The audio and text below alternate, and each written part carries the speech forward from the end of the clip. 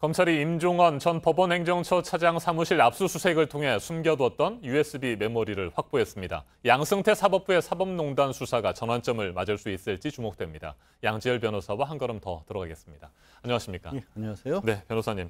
숨겨뒀어요. 네. 사실상 폐기했다라고 얘기를 했습니다만 임종원 전 차장 관련 사법농단 관련 의혹들이 담긴 문서들을 USB에 가지고 나간 이유가 뭘까요? 글쎄요. 일단 생각해 볼 수 있는 게 자기 증거와 관련된 자기의 범죄 사실이 될지도 모른다는 증거였고 네. 본인이 이걸 폐기했다고 주장하는 이유도 이제 법원에서 자체 수사를 통해서 이게 직권남용이 안 된다고 봤으니까 그러니까 이제는 혐의가 없다라고 봐서 폐기했다고 처음에 주장을 하지 않았습니까? 그런데도 불구하고 사실은 완전히 폐기한 게 아니라 자기 컴퓨터에서 USB로 옮겼고 그 옮겼다라는 사실을 검찰에 추궁을 당하니까 별도로 복원을 하고 있나라고 지금 밝혀서 이 USB를 발견한 거거든요. 네. 그렇게 본다라면 혹시 임 전 차장이 나중에 이게 수사가 확대되면서 자기 자신에게 어떤 책임이 돌아올 때에 대비해서 나 외에도 다른 사람들, 뭐 예를 들어서 당시 법원행정처장이라든가 아니면 뭐 양승태 전 대법원장이라든가 이런 부분에 더 책임이 있지 내가 최종적인 책임자는 아니다라는 어떤 증거로 이른바 우리 보험이라고 하지 않습니까? 네. 그런 걸 계산했을 가능성도 배제는 못한 상황이죠. 네, 이 USB 안에 상당수의 문건들이 담겨 있는 것으로 알려지고 네. 있는데 특히 관심을 모으는 문건은 어떤 것들이 있을까요? 기존에 지금 문제가 됐던 판결 한 13개가 정도가 있지 않습니까? 그거 외에도 특정 정치인이 주로 공직선거법 관련해서 위반 사실 재판을 받고 있는데 그 재판이 어떻게 돼가고 있느냐 아니면 언론사가 명예훼손 등의 문제로 인해서 고소고발을 당한 사건들에 관한 어떤 기록 같은 것들이 남아있다. 네. 그리고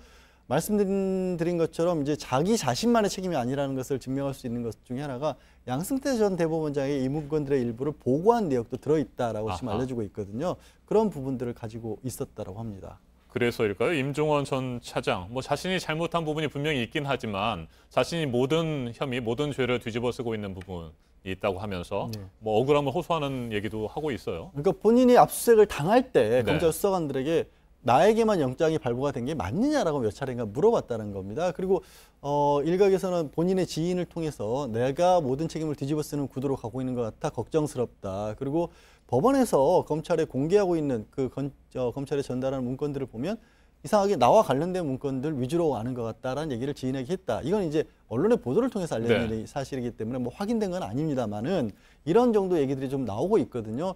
그렇게 본다라면 말씀하신 것처럼 임 전 차장 입장에서는 뭔가 대비할 수도 있어야 될 필요성도 본인은 느꼈을 수도 있는 거죠. 네, 실제로 양승태 전 대법원장 등 4명에 대한 압수수색 영장은 기각이 됐어요. 네, 이건 그렇습니다. 이유가 뭐였습니까? 그때 압수수색 영장을 기각한 사유가 딱히 없습니다. 네. 근데 이 사유를 뭐라고 적었냐면 주거의 평온을 해칠 만큼의 어떤 범죄 사실이 소명됐다고 보기가 어렵다.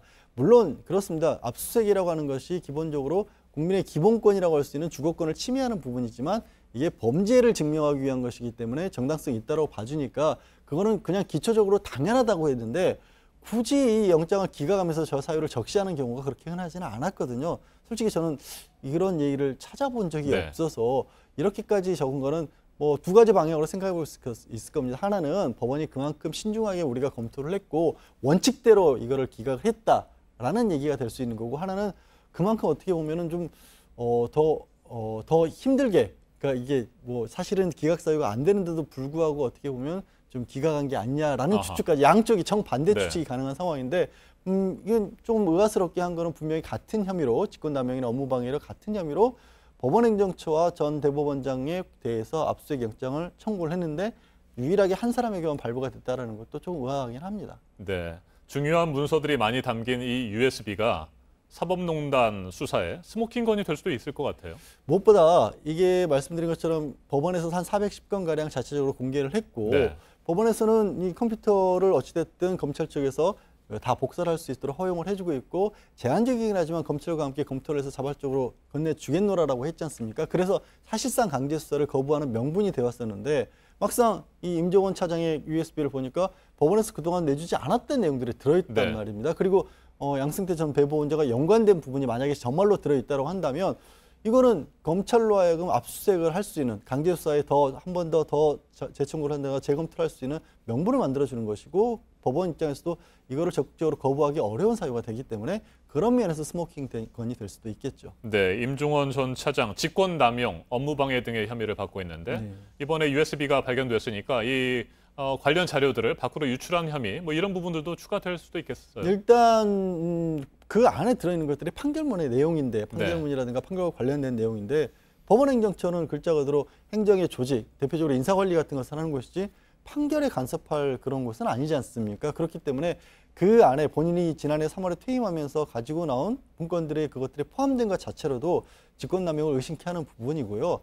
증거인멸 같은 경우는 그렇습니다. 자기가 가지고 나온 것들이 공무상 기밀에 해당한다. 네. 그런데 그거를 없앤다는 것은 자기 스스로 자기 범죄와 관련된 부분을 인멸하는 것은 별도로 처벌을 안 하거든요. 다만 이번에 USB 같은 경우에는 그 본인이 일하던 사무실 직원의 가방에서 발견이 됐습니다. 그러니까 누군가를 시켜서 만약에 이런 부분들을 멸시를 했고 그리고 그걸 또 빼돌리려고 한다면 증거인멸을 교사했을 경우에는 자기 범죄도 성립이 됩니다. 네, 임종원 전 차장은 조만간 소환이 될 가능성이 높다고 봐야겠고요. 예. 양승태 전 대법원장에 대한 조사는 어떻게 될까요?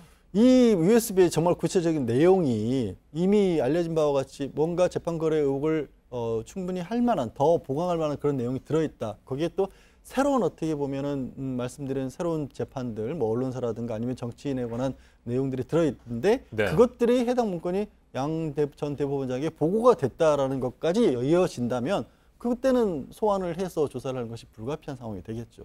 알겠습니다. 여기까지 듣겠습니다. 양재열 변호사님 말씀 잘 들었습니다. 네, 고맙습니다.